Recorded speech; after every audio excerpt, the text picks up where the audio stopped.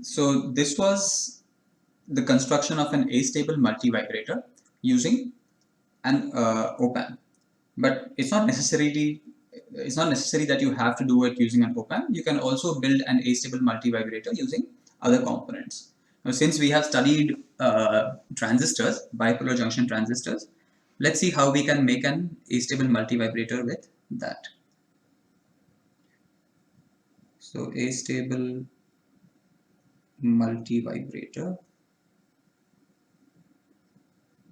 with transistors. Okay, this circuit is a little annoying.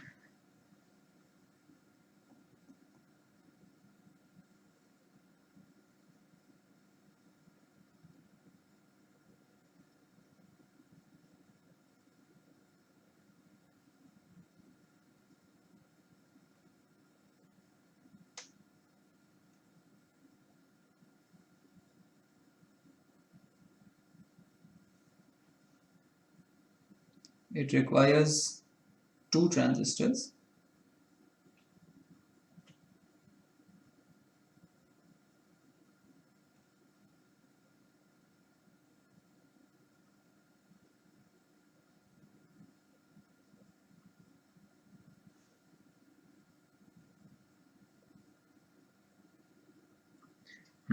Let's give these components some names. We'll call this RL1, RL2, RB1, RB2, C1, C2, and let's call these transistors T1 and T2. So this is the astable multivibrator using bipolar junction transistors. How do we analyze its working?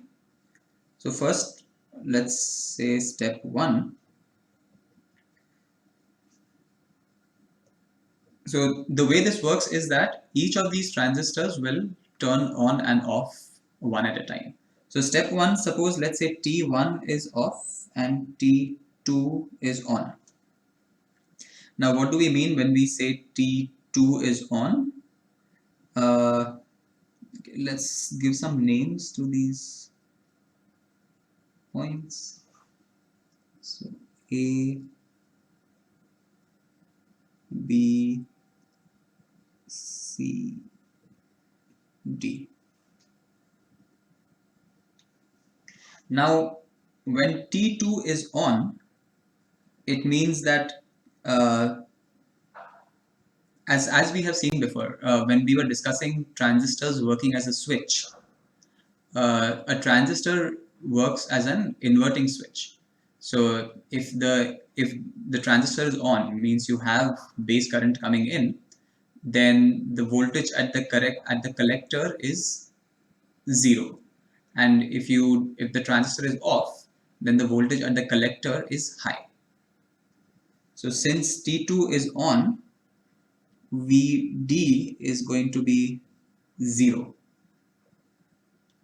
What this means is, okay, Vd is 0, and since, well, let's do it this way. Since T2 is on, Vd is 0, and since T1 is off, Va has some high value. So let's call it, it's going to be close to plus Vcc itself.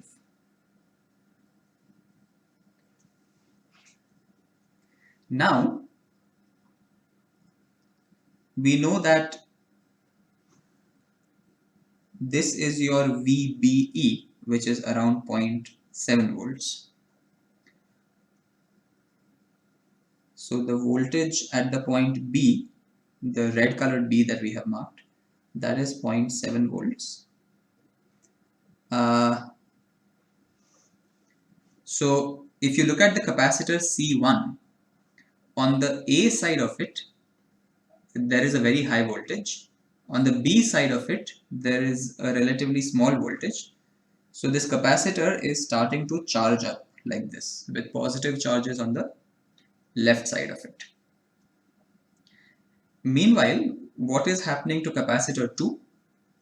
This is charging Once again, because D is at 0 voltage, C2 is also charging with positive charges on the plus side.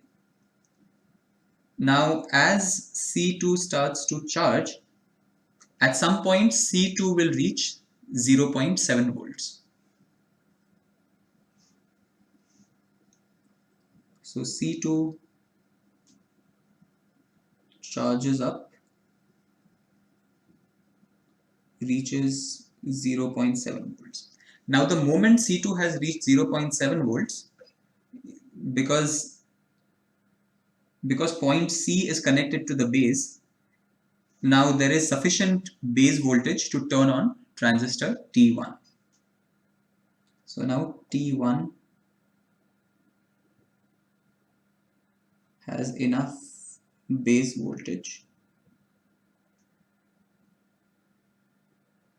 from C2 and turns on. So now T1 has turned on and we are now in step 2. So now T1 is on.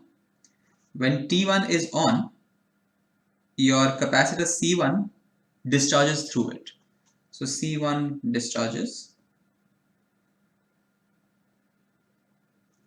and let's lose these charges over here.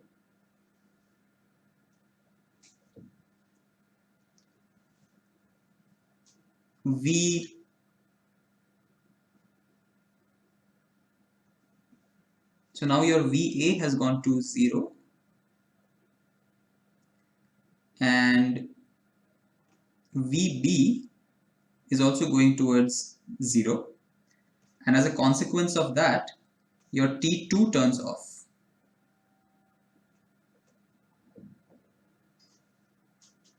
Because now T2 does not have sufficient base emitter voltage. So now we have reached the complete opposite of what we had at the beginning of step 1. In step 1, T1 was off, T2 was on, and now T1 has turned off, has turned on, T2 has turned off. And because the circuit is perfectly symmetric, exactly what we have written so far will again happen just in reverse. So initially it will be T1 on, T2 off, then it will be T1 off, T2 on. So this will keep repeating indefinitely. So if you take the output at one of the capacitors, then you will see first it turns on, then it turns off, on, off, and so on. So this is once again an example of an astable multivibrator, only this time it is using a transistor, or actually a pair of transistors. In this case, it turns out that the time for which T1 is on,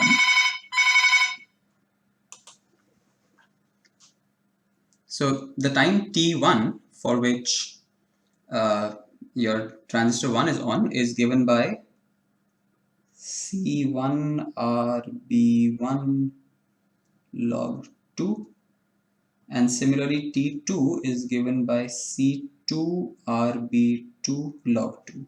So then the total time period of your oscillation is given by T1 plus T2, and the frequency is given by 1 over T.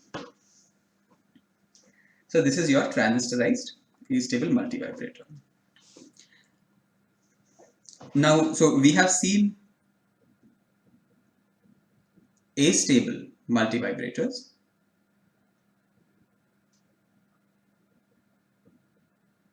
in which both the high state and the low state are both unstable.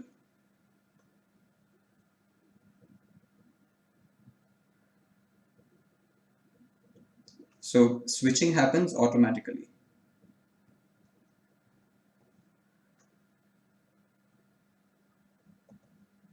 You can also have a different kind of multivibrator called a monostable multivibrator.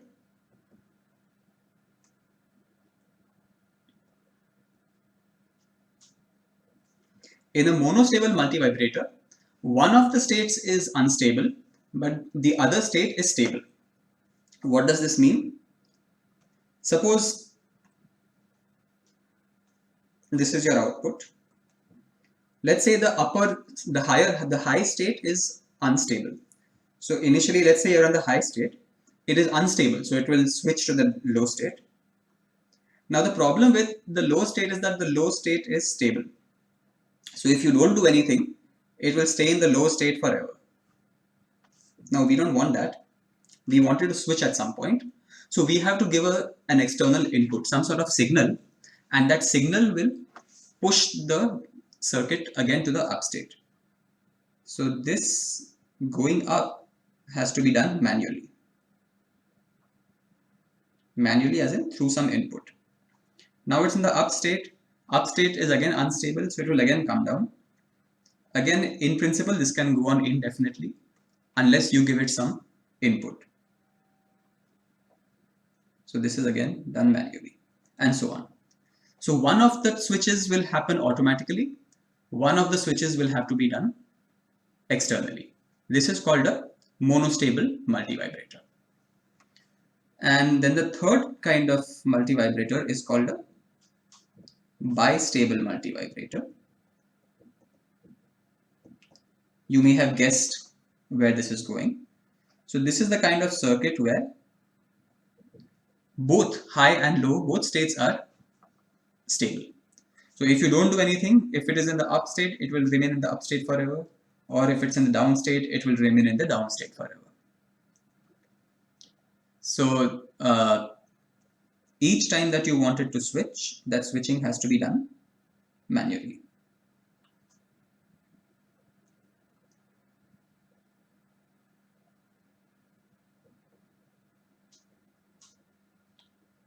So astable multivibrator is good if you are just looking to generate a square wave. Monostable and bistable multivibrators are good if you're looking for a circuit in which you want the change to happen, but you want the change to happen when you need some kind of input to go in. It's because of your intervention that the circuit should change its state. So you can find applications for all three kinds of multivibrators.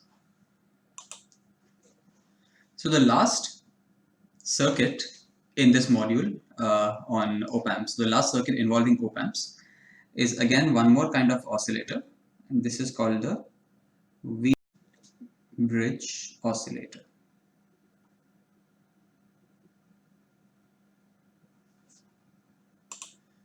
You have actually already seen a Wien bridge, although you may not have realized it.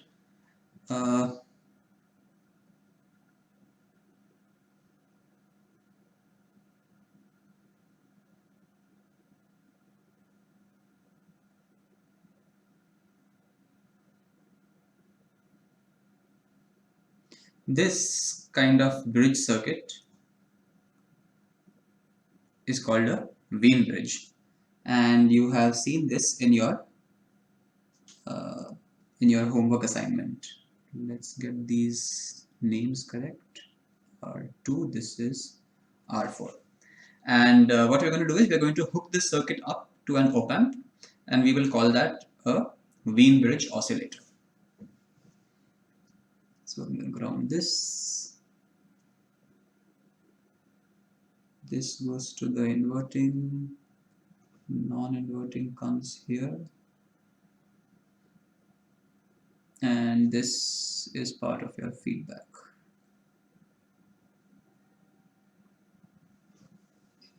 So once again, no input, just an output. This is going to give you automatic oscillations. And this is actually going to give you sine waves. So this is an automatic sine wave generator. Now you have derived the conditions for the balancing of this Wien bridge.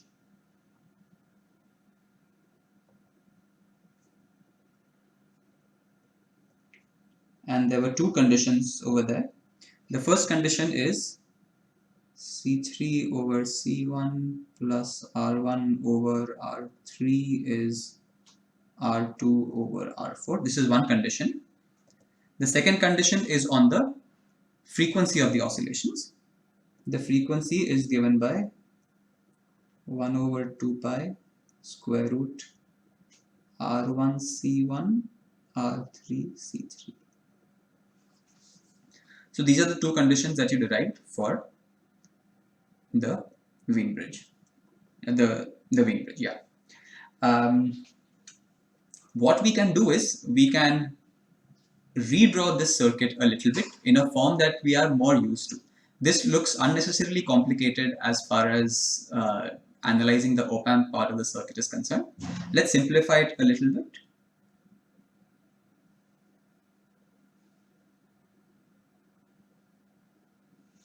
I can draw the same circuit as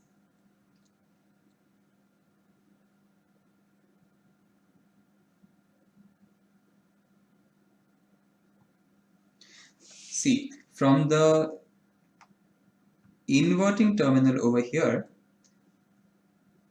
you go to the ground through R4,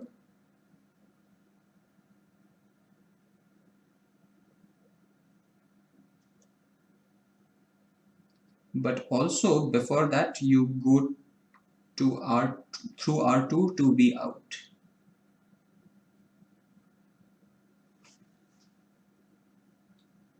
So we've taken care of R2 and R4. From the non-inverting, if you want to go to V out, you can think of this route.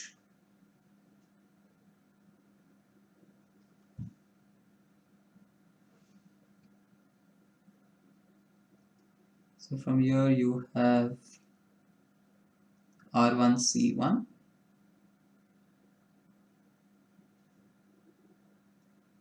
And then going to the ground, you have this parallel combination of R3, C3.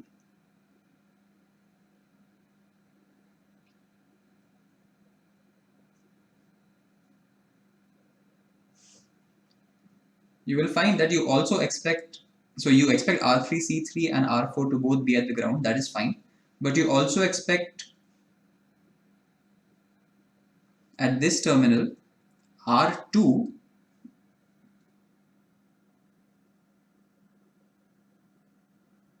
no, that's fine. That's V out. Okay, never mind. Yeah, so this circuit is perfectly fine. We have managed to just redraw the entire Wien bridge oscillator circuit in terms of an op-amp circuit which has a negative feedback and a positive feedback loop. How much is the negative feedback fraction?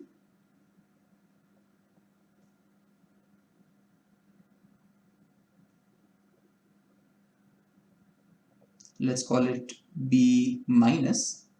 That is just this voltage divider with R2 and R4. So this is going to be R4 divided by R2 plus R4. And what is the positive feedback fraction?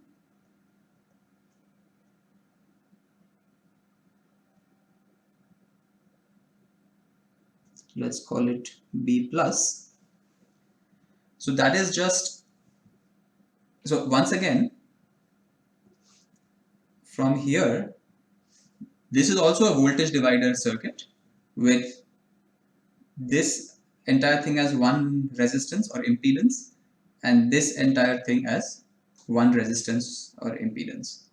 So now this feedback fraction, you can write it as R3 parallel the capacitive reactance of C3 divided by R3 parallel XC3 plus series of R1 and C1.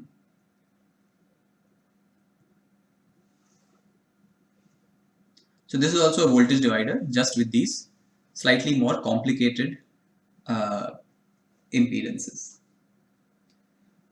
Now it is customary normally to choose R1 and R3 to be equal. So let's call them R. And you also choose C1 and C3 to be equal. So we call it C. So now earlier we had that condition C3 by C1 plus R1 by R3 equals R2 by R4. Well, R1 and R3 have now become equal. So this just becomes 1. C1 and C3 have also become equal. So this has also become 1. So basically R2 divided by R4 is 2. What that means is that beta minus, which was R4 divided by R2 plus R4, is now 1/3. And this is going to play a crucial role in our analysis. Similarly, you can also check what happens to beta plus. You will get some complicated result. I will not explicitly work that out, but you can do it over here. If you set R1 equal to R3 and C1 equal to C3, then this formula will also simplify. Now, and what happens to the frequency f? F was supposed to be 1 over 2 pi square root R1 R3 C1 C3. So then this just becomes 2 pi RC. Now, what is the condition for switching?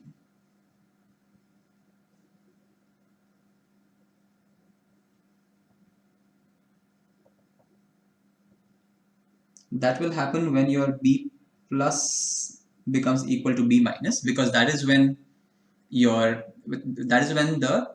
input at the inverting terminal becomes equal to the reference voltage at the non-inverting terminal, or vice versa. So this condition, B plus equals B minus, tells you when the switching will happen. And if you work that out, so for B plus you have this complicated expression. B minus is just 1/3. So when you work that out, the condition that you will get is that the output oscillation frequency will be exactly equal to what you had derived earlier for the Wien bridge. So the output from this circuit that you get, the sine wave that you get, has this frequency.